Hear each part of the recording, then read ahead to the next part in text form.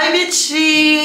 Salut les amis, j'espère que vous allez bien. On se retrouve pour préparer un moment historique. On est dimanche. Samedi prochain, le 28 octobre, je serai sur la scène de l'Olympia pour faire un épisode de mon podcast Contre-soirée en live. Oui, c'est bien vrai. Dans mon imaginaire de vie, je me serais jamais cru dans cette position-là. On y est, donc il va falloir le faire. Quand on a mis les places en vente, elles se sont sold out en 10 minutes.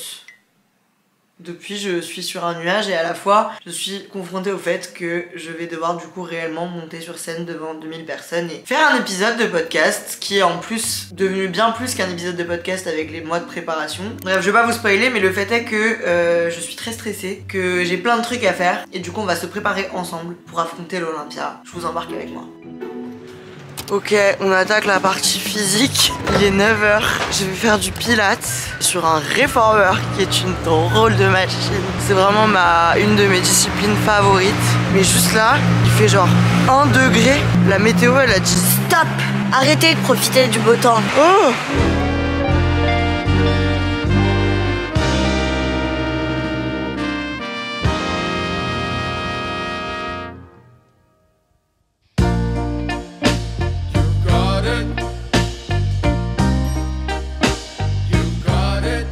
Ok, j'ai pris mon petit latte. J'adore Paris pour ça. Genre j'adore pouvoir aller faire 1 heure de sport et me casser la gueule. Après repartir avec un petit smoothie ou un petit café. Blague à part, en vrai de vrai, je suis très chum déjà. En vrai de vrai, le sport dans la préparation de l'Olympia, c'est primordial pour moi. Là, je suis à 5 séances par semaine. Normalement, je suis à 3-4. Déjà, être fit, c'est agréable. Et en plus, moi, pour ma confiance en moi, c'est excellent. Genre, je sais pas comment vous dire, j'ai l'impression que ça me donne des points de courage, genre, et de confiance en moi. De sentir que je me fixe un rendez-vous, que j'y vais, que je dead, que je prends de la force, que je progresse et tout. Je sais pas comment vous dire, c'est pour moi vraiment comme aller chez le coiffeur, genre cette comparaison est un peu naze. Quand je sors, j'ai un boost de mood et de confiance, voilà, et c'est tout ce qu'on veut pour cette Olympia finalement. Je suis extrêmement stressée, je sais pas si je vous ai déjà dit ça. Enfin non, je suis pas extrêmement stressée, je suis une grosse mytho. Mais quand j'ai trop de temps pour réfléchir, des fois ça me frappe, genre comme une brique qui me tombe sur le crâne. Et du coup, ça me fait du bien de combler chaque moment de la journée, bien sûr en m'accordant, genre le soir je me couche tôt et je prends le temps de réfléchir, hein, mais ça me fait du bien de combler ma journée avec des trucs productifs.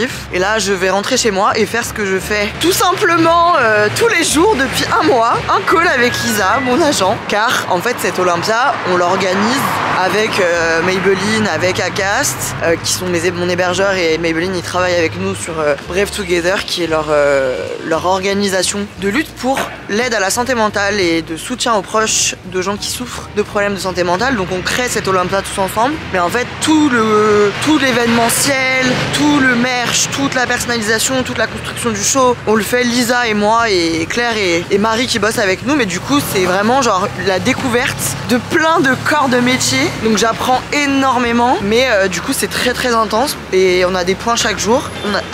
Je peux pas, j'ai trop mal droit. On a des rendez-vous chaque jour parce que chaque jour il y a une liste. Oh ta gueule! Une liste de 40 milliards de trucs à faire qui se rajoutent un peu plus chaque jour et ça n'est jamais fini. Donc voilà quoi! La journée commence bien et je commence ma journée comme ça tous les jours depuis 2 semaines et pour encore 2 semaines avant l'Olympia. Eh salut, ça va ou quoi?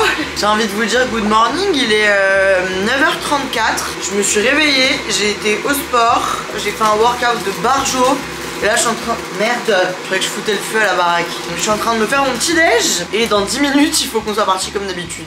Vraiment, moi étant moi, je prévois une tonne de choses dans un laps de temps très court. Ce qui fait que je suis toujours en retard. Mais du coup, aujourd'hui, on va faire une partie de la préparation de l'Olympia que je ne connais pas du tout et que je n'ai jamais fait. C'est rencontrer un metteur en scène. Donc je vais rencontrer un monsieur qui s'appelle Manuel et qui a une carrière dans le théâtre, l'acting, mais aussi plein d'autres choses, qui fait de la musique, bref, il maîtrise la scène comme pas deux. Et on a prévu des séances avec lui dans un théâtre qui s'appelle Les Étoiles à Paris pour que je tâte un peu de la scène, genre, pour que je vois ce que ça fait. J'ai jamais fait de la scène. Et là, je vais faire un épisode à l'Olympia. On passe de tout, de rien en fait à tout. Voilà. Dit comme ça. Dit comme ça, c'est très sympa, mais en réel, je reste une personne. Donc j'ai quand même des émotions, du trac, du stress, et il faut un peu tâter le terrain. Moi, au début, quand j'ai préparé l'Olympia, j'étais en mode ok, bon bah, j'arrive, et puis je parle pendant 1h30. Que nenni. En fait, j'ai écrit une trame, j'ai bossé une trame, j'ai fait plein de trucs, bref. Là, le but, c'est qu'avec ce monsieur, on regarde un peu qu'est-ce qui est bien, qu'est-ce qui est pas bien, dans le sens où à quel moment on accentue la lumière, à quel moment on met de la musique, à quel moment moi je me déplace, comment je me tiens, bref. Je vais voir, j'espère que ça va être intéressant. On a un rendez-vous de 3h ce matin là, donc je mange mon toast et puis je me casse.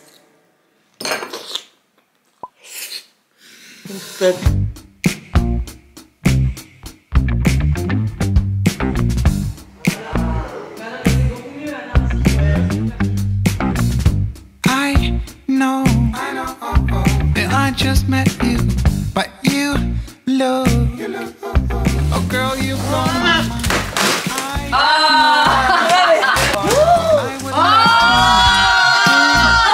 Ça rend très bien. C'est super. Je suis habillée pareil tout le temps, c'est catastrophique, mais franchement désolée, voilà, je vis dans un suite, me jugez pas. Cette Olympia, ça me fait aussi apprendre plein de choses. Je suis défoncée de fatigue. Je suis très fatiguée là. J'ai passé une journée malheureuse. Tout va tout le temps à 100 à l'heure en fait, mais quand ça va être fini, ça va être horrible. Parce que là, je crois que je me plains un peu que j'ai plein de trucs à faire et tout, mais quand j'aurai plus à faire tout ça, je vais être genre, quand est-ce que je remonte sur scène? Quand? Bon, allez, on se concentre.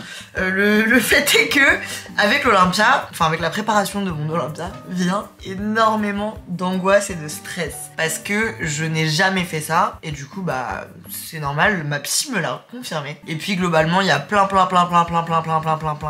sujets à gérer pour que tout se passe bien. Et du coup, ça me prend plein de place dans la tête. Il y a des fois où ça va, il y a des fois, en fait, c'est pour l'instant, j'ai eu que quelques moments où c'était vraiment du stress très désagréable, mais pour l'instant, c'est plus du stress, voilà, c'est un constat de stress, quoi. Le stress est là, et puis voilà. Pas horrible, c'est plus une sensation. Mais en fait, ça me prend aussi beaucoup de place mentalement. Donc, par exemple, hier soir, je me suis réveillée, fin de cette nuit, je me suis réveillée 3 fois en rêvant que ma styliste me tuait.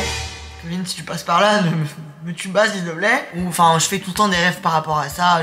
Ça fait 2 mois de toute façon maintenant que je rêve que je suis sur scène, que je rêve que je tombe, que je rêve que je suis dans un sommeil semi-profond et du coup j'ai l'impression que j'y suis. C'est fou hein, mais vraiment, je sais pas si vous vous rendez compte que je vis vraiment Olympia là. Et du coup, des fois je suis fatiguée psychologiquement et j'ai envie de redescendre, je sais pas comment vous dire. C'est comme s'il y avait une cheminée à l'intérieur de moi. Je vais vous faire une métaphore là. C'est comme s'il y avait une cheminée à l'intérieur de moi et que les flammes elles sont fortes tout le temps.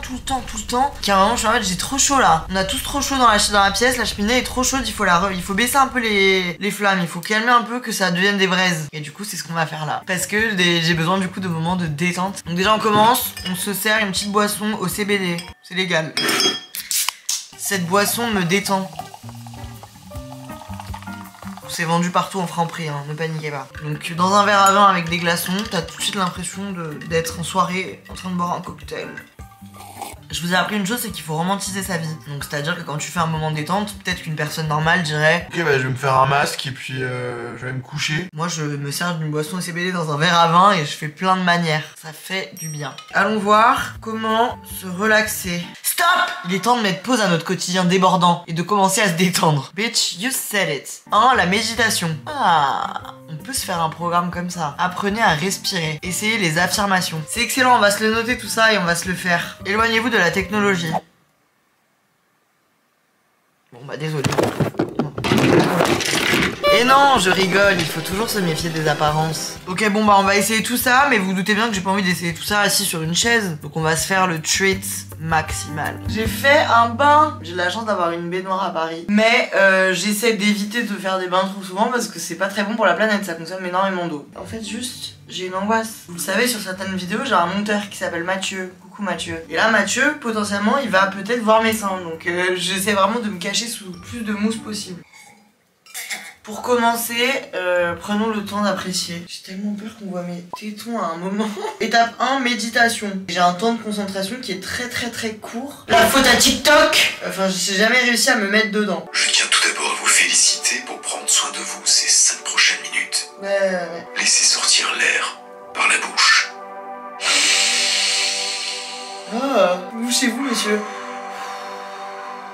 Ramenez simplement votre attention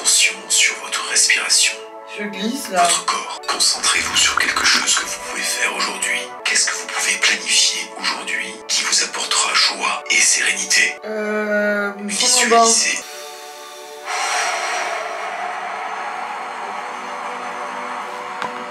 C'est dur oh. Est-ce que vous trouvez que mon énergie est transformée?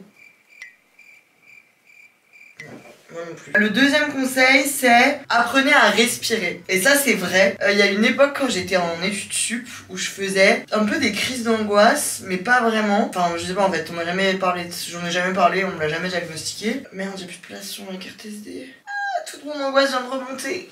Ouais, je faisais des petites, enfin pas vraiment des crises d'angoisse, mais je faisais des montées d'angoisse. J'avais l'impression que j'arrivais plus à respirer et que j'allais mourir. Donc je crois que ça s'apparente un peu à des crises d'angoisse. Et du coup j'écrivais à mon papa en disant je vais passer l'arme à gauche, je n'arrive plus à respirer. Et mon papa me disait utilise, respire, relax, respire. Je sais pas comment il a sorti ça de son chapeau, mais en tout cas respire, relax, encore une fois pas un placement. Mais c'est chambé, c'est la bille comme ça là. Vous voyez ou pas? Il y a genre une bille qui monte et qui descend et tu respires avec la bille.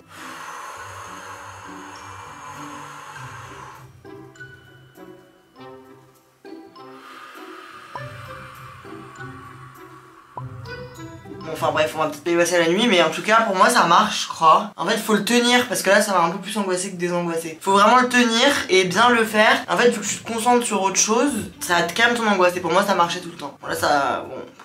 j'ai un peu la flemme. Par contre ce que j'ai pas la flemme de faire c'est de me démaquiller. Parce que là j'aimerais que l'eau du bain me régénère. Pour me démaquiller j'utilise l'huile démaquillante Centella de chez Herborian, qui est pour le coup notre sponsor de la vidéo. J'utilise Herborian depuis des années et j'en parle avec vous depuis des années. Donc c'est une marque de skincare coréenne, bien sûr que oui. Bien sûr que oui. Leur huile, bon alors là c'est un moment hyper gênant quoi, je sais même pas à qui je parle. J'aime me démaquiller avec des produits, genre avec des baumes ou des huiles, parce que je trouve que c'est beaucoup plus ludique et doux que avec un coton et de l'eau ou un truc quoi. Très important le démaquillage, on ne saute jamais le démaquillage, que vous soyez stressé ou bien que vous rentriez de soirée à 4 h du matin, on se démaquille pour l'amour du ciel. Une fois que c'est bien rincé, je vais me nettoyer la peau avec le cleansing gel. J'ai remarqué que quand je me nettoie pas la peau après avoir utilisé un démaquillant gras, vu que j'ai moi-même la peau grasse, ça peut me créer des petites imperfections. Paradis de la skincare. Est-ce que c'est pas ça moi mon moyen de me relaxer? Je suis en train de faire un désastre. J'ai ouvert l'eau en dehors de ma douche. C'est un massacre. Je suis pas du tout relaxée. En attendant que ça sèche, je vous propose de tester les affirmations. Je crois que c'est pas mal ça, pour se détendre et pour se projeter dans l'avenir. Le Père Noël be like. Toi tu n'as pas été sage. C'est direction le Père Fouettard. Comment marchent les affirmations? Je n'en ai aucune sombre idée, donc je vais y aller tel que je le suis. Une phrase courte, précise et inspirante. Jamais de négation. Toujours au présent. Phrase réaliste. Oui bon, enfin... laissez-moi affirmer ce que je veux. Je suis confiante, je suis talentueuse, je suis une bonne oratrice, je suis vulnérable mais honnête, je suis capable, je veux le mieux pour moi et pour les autres. Affirmations Queen. Très sympa, ça m'a fait du bien je crois ça pour le coup. En fait moi il faut juste que je me sauce une bonne fois pour toutes. Je suis belle. Maintenant que ma peau a séché, je vais continuer ma skincare toujours dans le bain parce que pourquoi on irait ailleurs. J'utilise la gamme Centella Acne Care de chez Herborian car oui, je n'ai pas honte de le dire. Le stress et Paris, je crois tout simplement, mais vraiment le stress là je vois une vraie différence depuis quelques semaines, m'a donné des boutons. L'avantage de la gamme Centella Care, contrairement aux autres produits que j'ai pu utiliser dans le passé pour traiter les peaux à imperfection, c'est qu'elle est pas agressive. Elle est très douce, elle est pas irritante et du coup ça fait du bien de pas sentir que sa peau brûle sous 70 000 degrés et d'avoir l'impression de vraiment lui donner du soin et pas de la flageller quoi. Le petit bonus que j'utilise aussi tous les soirs, c'est le Centella SOS Patch. C'est du génie, en gros c'est ce petit tube là qui s'ouvre comme ça avec ce petit embout. Can we get a focus? On peut pas. Et qui s'applique sur les imperfections. Je pourrais me vider le pot sur la tronche. Non. Moi j'applique une couche fine que je laisse en patch toute la nuit et je rince le matin. Ce produit s'applique aussi sous le make-up, ce qui est un énorme avantage. Vous pouvez l'appliquer en patch, en couche fine le matin, laisser sécher et vous maquiller par dessus. Ça protège votre imperfection et ça aide à la traiter. Vous avez moins 20% sur tout Herborian avec le code ANA20 qui est juste ici. Et vous avez un roll-on matifiant offert des 45 € d'achat. C'est une offre qui est aussi valable à la boutique Herborian à Opéra. Merci Herborian. Bon moi je vais me rouler en boule et attendre que le temps passe. Non je vais sortir de ce bain, mais peut-être pas sous vos yeux ébahis. Et voilà tous mes petits amis, c'est la fin de cette vidéo. Je voulais vous dire un petit mot quand même pour vous remercier. remercier d'avoir été là avec moi pendant ces moments de stress. En vrai, c'était important pour moi de vous montrer un petit peu l'envers du décor, même si je vous ai pas montré une tonne, on est bien d'accord, parce que je dois préserver beaucoup de tout ce qui se passe, car c'est un spectacle plus qu'un épisode de podcast, et il y a plein de trucs que je peux pas montrer et que j'ai envie de garder en surprise pour les gens qui seront là le 28 et peut-être pour vous par la suite, si vous n'êtes pas là le 28. En tout cas, je partage plein de trucs sur Insta @AnneRVR. J'en parle sur mon podcast Contre-soirée toutes les semaines, bien sûr. Merci parce que c'est en faisant des vidéos sur YouTube que je suis devenue ce que je suis aujourd'hui et que j'ai la chance de faire ce genre de projet absolument dingo en espérant que tout se passe bien. Et puis voilà quoi, croisez les doigts pour moi. Je fais plein de bisous. À bientôt.